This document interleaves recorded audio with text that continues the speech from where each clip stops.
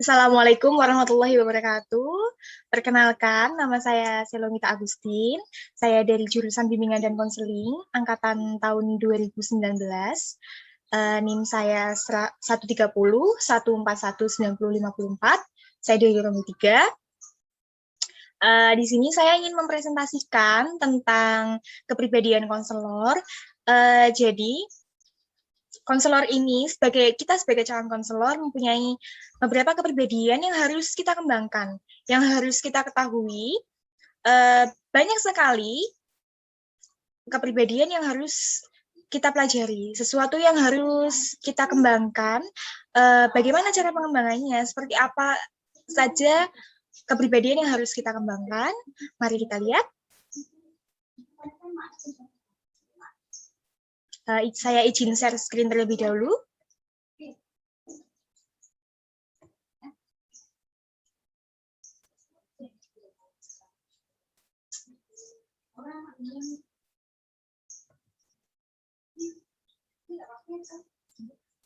Baik, keperluan saya presentasi ini untuk memenuhi tugas mata kuliah pengembangan pribadi konselor.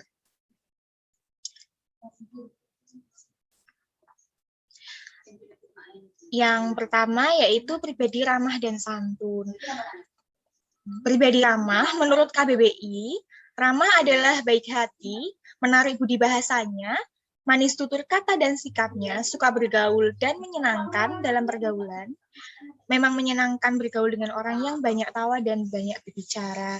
Jadi menurut KBBI ini ramah berarti itu seseorang yang suka bergaul, seseorang yang memiliki pembawaan yang menyenangkan, di mana mereka ini suka untuk banyak bicara dan banyak membuat tawa untuk orang lain. Nah, ramah merupakan suatu perilaku dan sifat masyarakat yang akrab dalam pergaulan seperti senyum, sopan, serta hormat dalam berkomunikasi, ringan tangan, suka menyapa, suka membantu tanpa pamrih, berprasangka baik pada orang yang sudah dikenal maupun belum dikenal. Jadi ramah ini adalah suatu perilaku yang dapat kita kembangkan, perilaku yang dapat kita bentuk.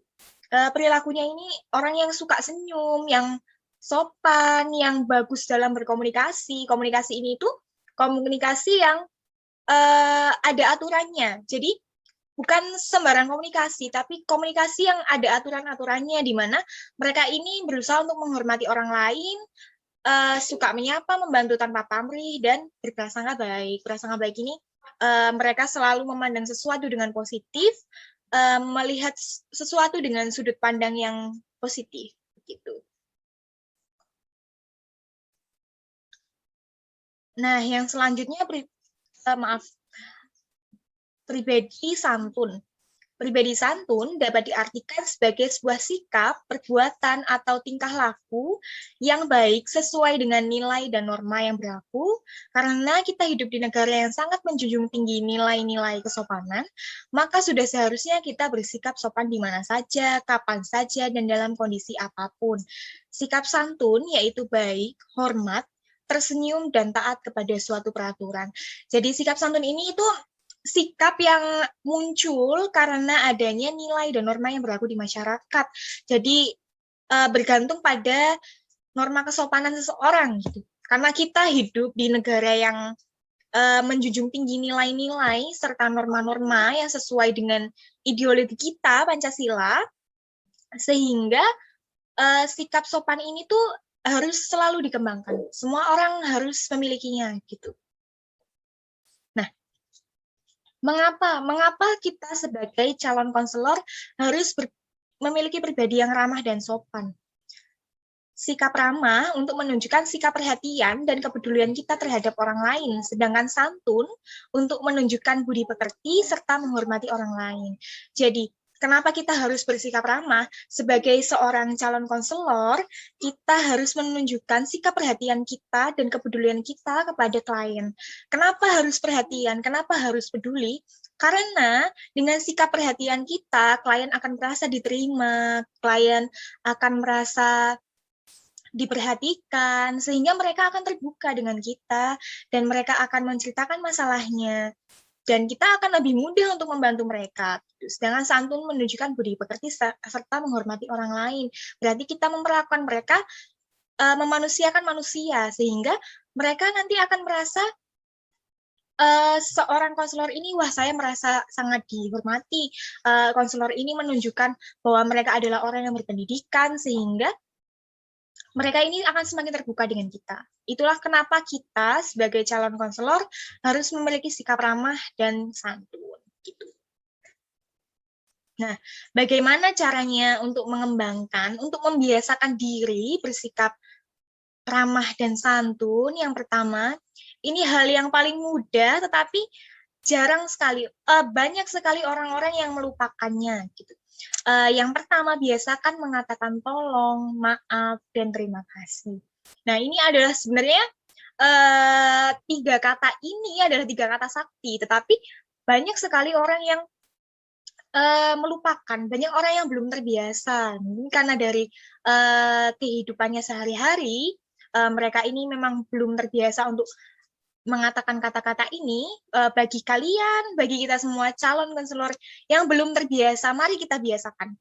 Dari hal-hal yang paling kecil, mengatakan tolong, membutuhkan bantuan, tolong ambilkan buku itu, tolong untuk duduk dengan nyaman, begitu.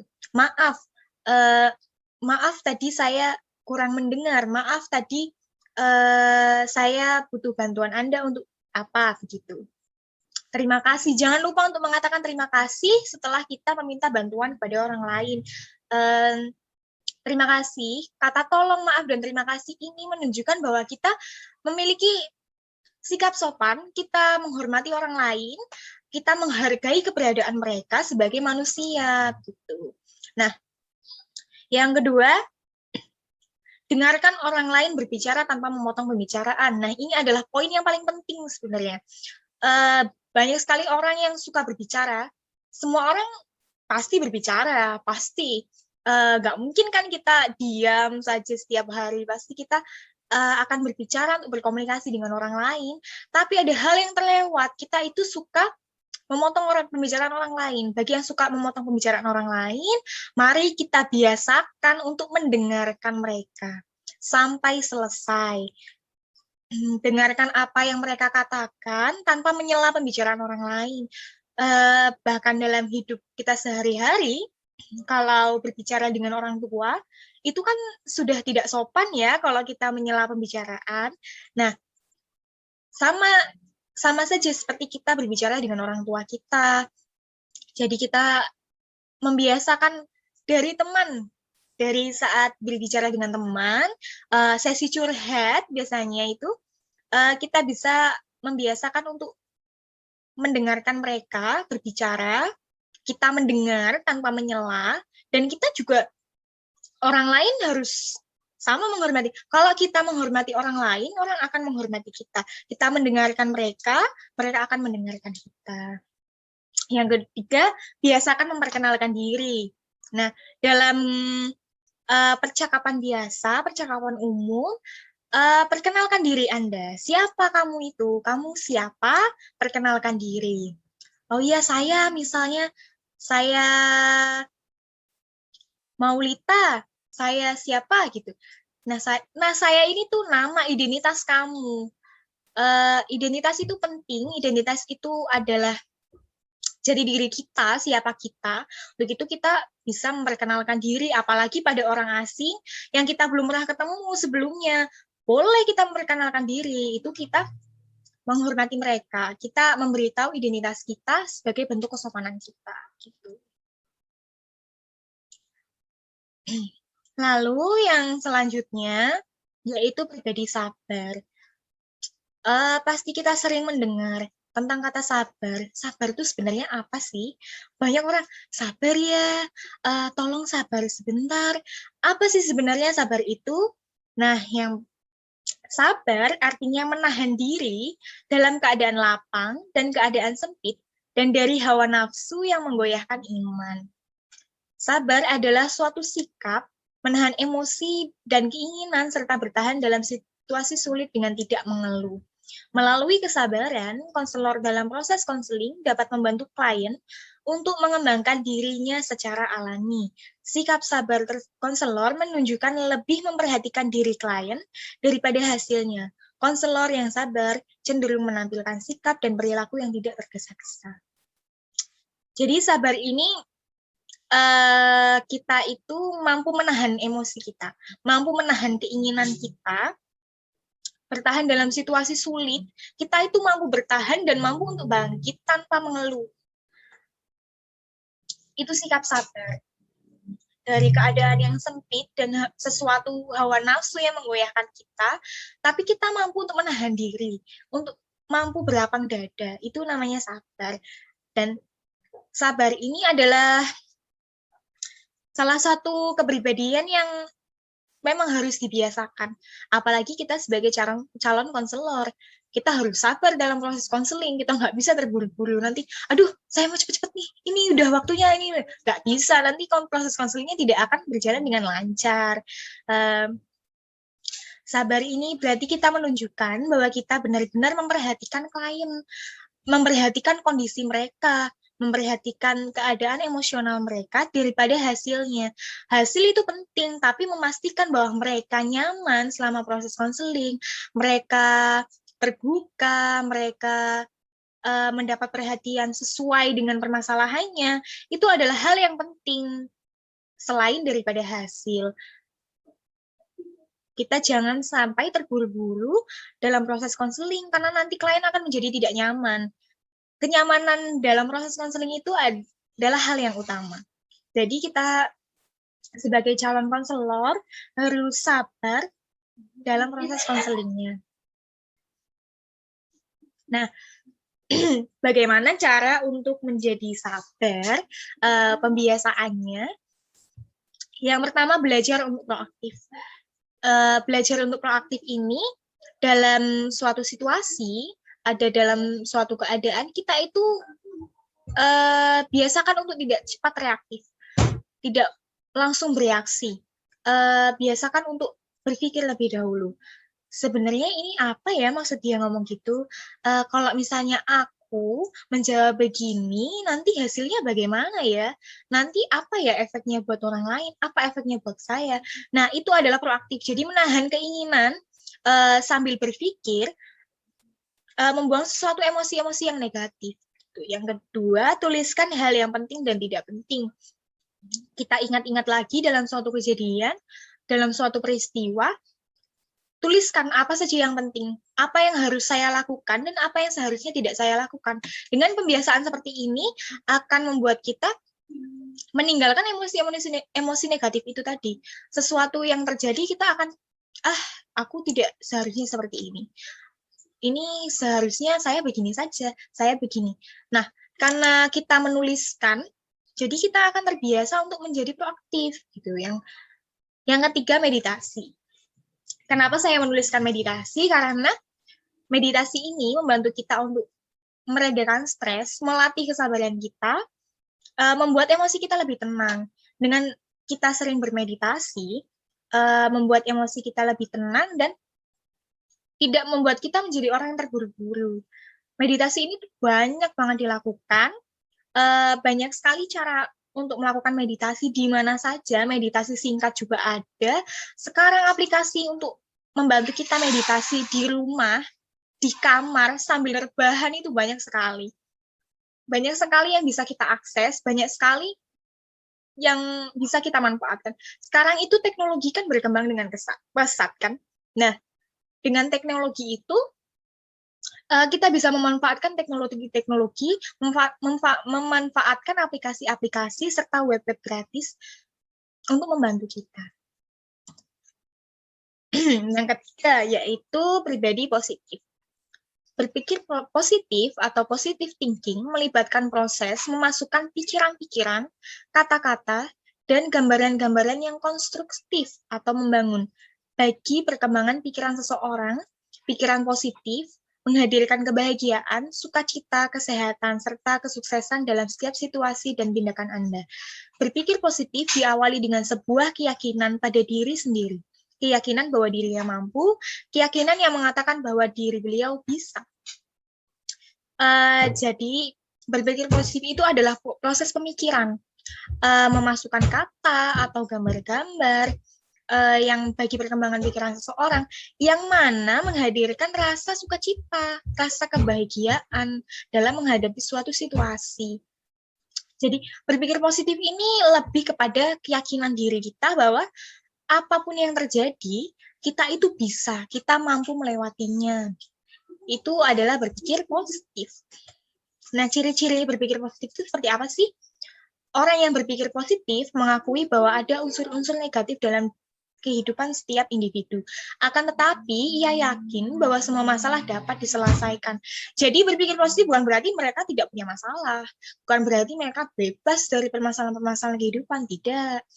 Berpikir positif, kita meyakini bahwa ada hal-hal yang memang di luar dari kendali kita, hal-hal emosi-emosi negatif dalam hidup individu, tetapi ia yakin bahwa semua masalah yang datang akan dapat ia selesaikan, akan dapat ia lalui. Orang yang berpikir positif tidak mau kalah oleh berbagai kesulitan dan rintangan. Jadi, kesulitan-kesulitan yang mereka hadapi, tantangan-tantangan, semua permasalahan itu, mereka itu berjuang. Mereka itu terus berjuang, tidak ingin menyerah. Mereka selalu mengusahakan yang terbaik atas apa yang ia lakukan. Orang yang berpikir positif memiliki jiwa kuat dan konsisten. Mereka orang yang berprinsip, mereka memiliki tekad yang kuat, serta konsisten terhadap apa yang mereka lakukan. Nah, selanjutnya bagaimana cara untuk berpikir positif? Yang pertama, berpikir kritis. Membiasakan kita untuk menganalisis suatu permasalahan. Apa yang terjadi, kita analisis terlebih dahulu. Yang kedua, bersikap terbuka. Bersikap terbuka ini berarti kita membuka diri kita kepada orang lain. Tidak semua hal dipendam sendiri, tetapi kita mau berbagi dengan orang lain. Yang ketiga, memperluas wawasan dan mengasah kemampuan analisis masalah. Kita sebagai calon konselor, jangan malas untuk membaca, jangan malas untuk belajar. Kita harus memperluas wawasan kita, menambah ilmu-ilmu kita. Dengan membaca ini, kita itu belajar untuk menganalisis masalah. Belajar bahwa dalam setiap permasalahan, itu pasti akan ada penyelesaiannya. Yang keempat, ini saya rasa belum semua orang dapat melakukan, gitu, yang bersikap jujur pada diri sendiri. Nah, sikap jujur pada diri sendiri ini, Anda tidak hanya terbuka pada orang lain, tetapi Anda juga terbuka pada diri Anda sendiri. Apa yang Anda rasakan, apa yang Anda inginkan, Anda lebih tahu daripada orang lain. Anda harus jujur pada diri Anda. Anda merasa lelah, ya tidak apa-apa lelah. Anda merasa bahagia, ya silakan bahagia. Bagikan kebahagiaan Anda dengan orang lain. Jadi bersikap jujur pada diri sendiri ini, apa yang Anda rasakan, ya seperti itulah emosi yang Anda rasakan, gitu. Sekian dari presentasi saya. Ternyata sudah selesai, tidak terasa. Saya mohon maaf apabila banyak kesalahan kata, tindakan. Saya mohon maaf. Terima kasih telah mendengarkan presentasi dari saya, telah menyimak presentasi materi yang saya sampaikan. Kurang lebihnya mohon maaf. Saya pamit undur diri. Sampai bertemu di kemudian hari. Selamat siang. Wassalamualaikum warahmatullahi wabarakatuh.